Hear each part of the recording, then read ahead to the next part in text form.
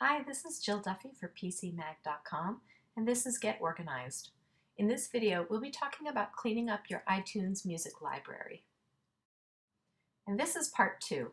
In part 1, we looked at how to fill in missing information for music that was initially imported from CDs using iTunes. iTunes has automated tools for filling in missing metadata like name and artist, and for finding album artwork that you might not have. So make sure you do those steps first before moving on to part 2 so that you work most efficiently. Here in part 2, I'm going to show you how to reorganize your music library by using playlists to batch your work. The first thing we'll need to do is survey our music collection. Start by sorting by name. Just scroll through the music and eyeball it. Get a sense of what you have, what's missing, and what might be wrong. And you can see in my collection, I've got a lot of tracks that aren't really named all that clearly.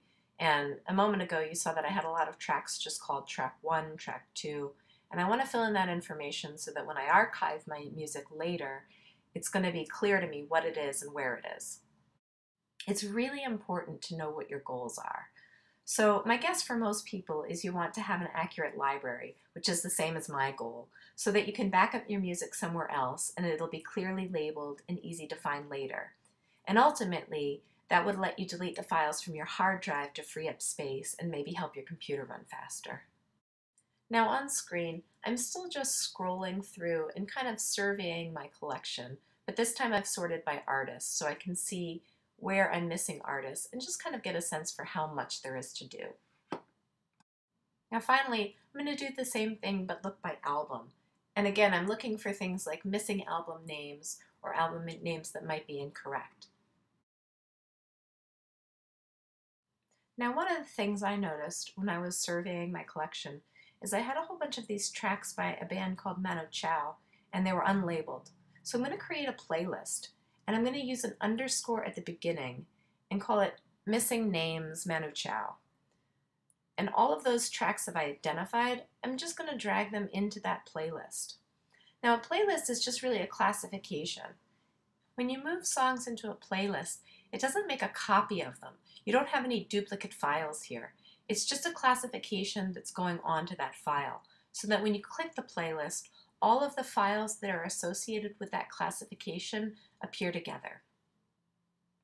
So the concept that I'm putting forth here is that you use playlists to kind of group together about 15 songs or so that you think need to be cleaned up. And the reason you only want about 15 is that you can keep an eye on them as you're cleaning them up, and also to make it a manageable amount of work.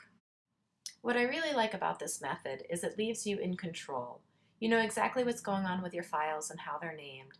You know exactly what you've done because you can take songs out of the playlist or delete the playlist every time you finish updating or fixing a batch.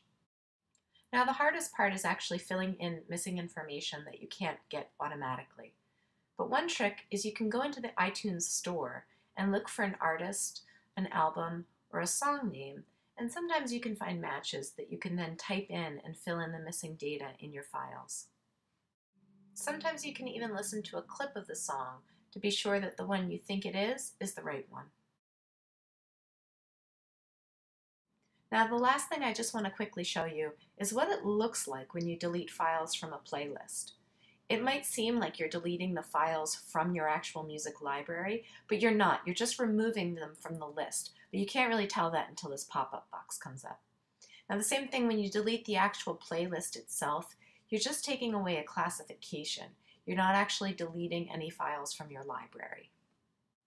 I hope you like this idea of using playlists to group together small batches of work so that you can clean up iTunes little by little over a couple of weeks or months.